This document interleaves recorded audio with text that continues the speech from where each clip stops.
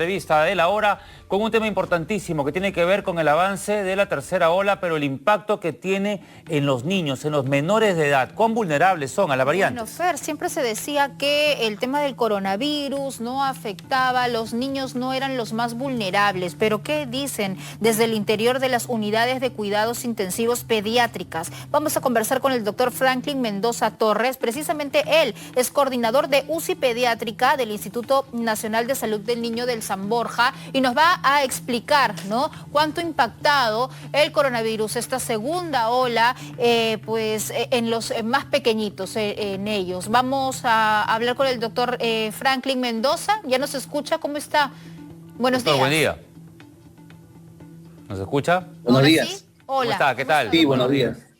Cuéntenos el impacto del coronavirus en lo que va de la pandemia en los menores de edad, porque es verdad lo que decía Alicia. Al comienzo se hablaba de que era muy baja la tasa, obviamente, de letalidad. Díganos cómo va ahora el asunto. ¿Qué tal? Bueno, lo que hemos observado nosotros en la primera y segunda ola, aquí en el Instituto Nacional de Salud del Niño San Borja, Centro de Referencia Nacional, es que en comparación a Estados Unidos, Europa o Asia, el porcentaje de letalidad de estas nuevas variantes, como la Lambda y la Delta, todavía no han sido descritos exactamente, pero sí la capacidad de infectividad. Y eso hay que considerarlo, que a medida que el virus se va dividiendo, va mutando, tiene mayor capacidad de infectividad, y eso es lo que generalmente se observa en el impacto clínico. Pues nos podría, doctor Mendoza, traducir un poquito para que todos lo podamos entender. Sí. ¿Qué es esto de capacidad de infectibilidad? Es decir, los niños y adolescentes con estas dos variantes, Lambda y Delta, pues son más propensos a contagiarse, tienen más sintomatología.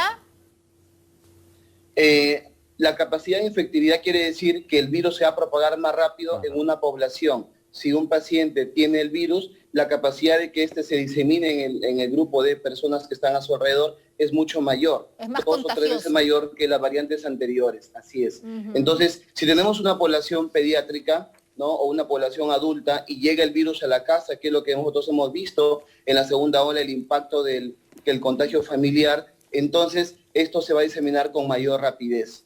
Por eso el virus va teniendo diferente estructura y eso le permite ingresar más rápido y diseminarse en una población. Eso nos referimos con la infectividad.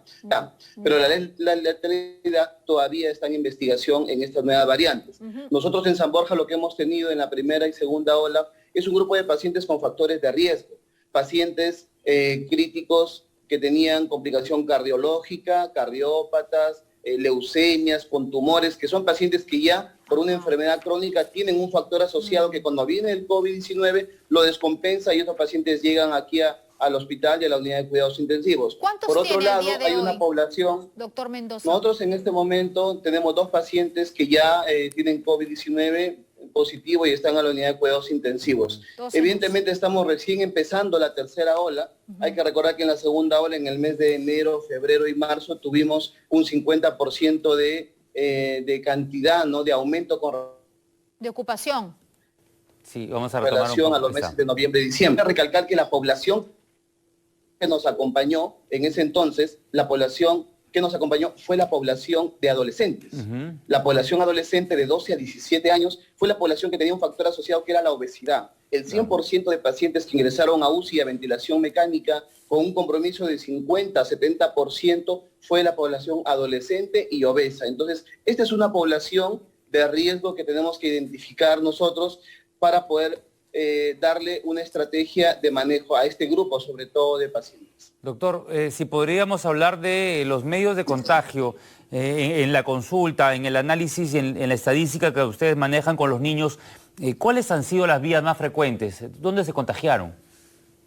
Bueno, recordando en el mes de diciembre, cuando hubo una salida de los niños, ¿no?, hacia los centros comerciales, a los mercados, a los parques, ¿no? También los adolescentes que tuvieron, incluso se encontraban en reuniones sociales, ustedes recordarán, ¿no? En diciembre había reuniones sociales y ahí estaban los adolescentes. ¿Qué pasó en enero, febrero y marzo? las cifras se multiplicaron y los pacientes llegaron en mayor cantidad a la terapia intensiva y aquí al Hospital de San Borja. Entonces, lo que podemos decir es que si mantenemos las medidas de bioseguridad, que es fundamental, el uso de la mascarilla, protector facial, distanciamiento social, lavado de manos, eso va a prevenir de alguna forma el contagio de esta enfermedad. Recordemos que en Estados Unidos, el 9 de agosto, ya el doctor Francis Collins consideró de que la mascarilla es un dispositivo médico que salva vidas. Y eso tenemos que entenderlo para poder mantener la bioseguridad. Si bien es cierto, tenemos en este momento dos componentes básicos, dos derechos fundamentales en la vida. El primero es el derecho a la educación y el segundo es el derecho a la salud. Tenemos que buscar estrategias para poder unir ambas y disminuir los riesgos para que se pueda desarrollar mejor la capacidad cognitiva y la capacidad de salud. Doctor Mendoza, ahora, ¿cuál es la proyección ante el inicio de la tercera ola de coronavirus en cuanto a niños, ¿no? ¿Cómo ustedes desde el Instituto Nacional de Salud de Niños se están preparando? ¿Qué es lo que tienen en proyección? Porque el MINSA así lo tiene, ¿no? ¿A qué capacidad están de poder atenderlos? ¿Cuántos niños proyectan que podrían llegar a UCI en la tercera ola? ¿Y quiénes serían, entre adolescentes y niños, la población de riesgo en la tercera ola? Muy buena pregunta, Alicia. Mira, nosotros en San Borja tenemos una unidad de cuidados intensivos equipada, tenemos 12 camas funcionando las 24 horas del día, los 7 días a la semana, con profesionales altamente especializados de la primera y segunda ola. Entonces, capacidad para poder atender a los pacientes tenemos. Contamos con otras UCIs para poder hacer el flujo de pacientes luego del triaje y que pasen a otras UCIs no COVID. Entonces, sí estamos preparados. La gestión actual, ¿no?, que comandado por la doctora Zulema Toma González y todo el equipo COVID acá de la institución, está preparado para recibir aproximadamente entre unos 300 a 500 pacientes, que es lo que se proyecta en esta tercera ola de una duración de 6 a 8 meses en el mundo.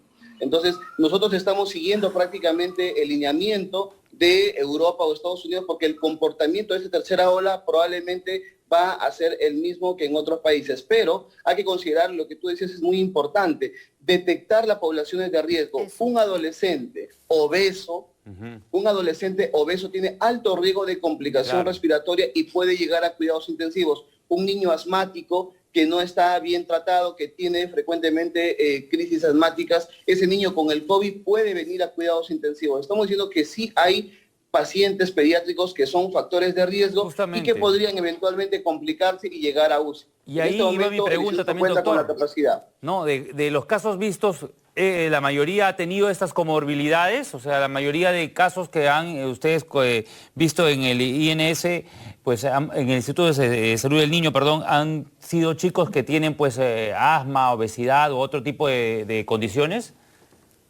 Así es, Fernando. Mira, el Instituto Nacional de San Borja es un instituto de referencia nacional de alta complejidad. Entonces manejamos pacientes cardiópatas, pacientes con neoplasias, con leucemias, grandes quemados, pacientes neurocríticos, etcétera. Nuestra gama de población son pacientes de alta complejidad. Estos pacientes ya tienen factores de riesgo por la enfermedad de fondo. Si el COVID-19 interactúa, ellos se infectan, entonces el riesgo de complicación sí existe en esta población. Por otro lado, los obesos. El 100% de obesos tenía 50 hasta 90% de compromiso respiratorio, los cuales llegaron aquí a UCI a ventilación mecánica y obviamente estos pacientes después de este proceso necesitan 2 a 3 meses para poder recuperar esa capacidad respiratoria porque están en UCI 2 o 3 semanas. Entonces, esas son las poblaciones de riesgo y San Borja ha manejado con éxito estas poblaciones de riesgo y invocamos a la colectividad nuevamente las medidas de bioseguridad, el distanciamiento social, el lavado de manos, protector facial, mascarilla, fundamental para poder controlar y disminuir esta diseminación de la nueva variante que tiene mayor infectividad.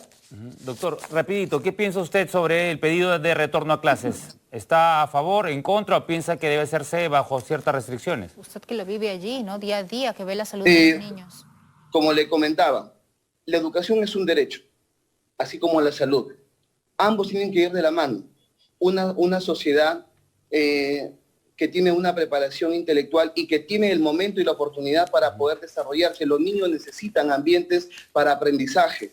No es igual que el adulto. El niño sí necesita aprender y probablemente necesita hacerlo en forma determinada con ciertas pautas. Por tanto, nosotros consideramos que la salud mental de los pacientes pediátricos debe continuar. Por otro lado, el Estado tiene que favorecer ambientes óptimos y adecuados para que se pueda desarrollar esta actividad. Y la familia debe entender que si tiene un niño o un adolescente con factor de riesgo, con alguna enfermedad que podría generar cierto grado de complicación, allí el Estado debe actuar para poder disminuir los riesgos de complicaciones de esa población vulnerable. Gracias, doctor Franklin Mendoza, por su apreciación, por sus datos, además tan importantes para los padres de familia que nos sintonizan a esta hora de la mañana, sobre cómo tenemos que proteger a nuestros hijos, ¿no? Porque la tercera ola se viene con todo y pues hay un grupo vulnerable también entre adolescentes y niños, ¿no? Así es, tenemos información valiosa para compartir que tienen que ver con este tema. Lo comentamos y lo analizamos porque son cifras. Por ejemplo, ¿cómo afecta el COVID-19 en los menores de edad? Hay 1.080 niños y adolescentes que han fallecido a causa de esta pandemia, el coronavirus. El 80% de los contagios se produjeron en los hogares de los menores. O sea, los niños no se contagian en la calle o en el parque, sino porque algún miembro de su familia llevó el virus a casa y allí se contagiaron. Son cifras del Instituto Nacional de Salud del Niño de San Borja y también el de Breña. Lo que han dicho que, por ejemplo, en San Borja, 320 niños lograron recuperarse de la COVID-19 y 140 corresponden a este año. Y menores con COVID-19 entre 12 y 17 años resultaron con una afección pulmonar del 50 y 80%. O sea, estas cifras o esta realidad la compartimos con ustedes. ¿Para qué? Para ser responsables también con nuestros hijos, ¿no? Porque a veces se piensa de que el niño no se afecta, el niño no tiene ninguna repercusión si se infecta, no importa, es como si tuviera un resfrío más, pero no en todos es así, sobre todo si tenemos, ¿no?, niños con pues algún tipo de problema. De condición, claro.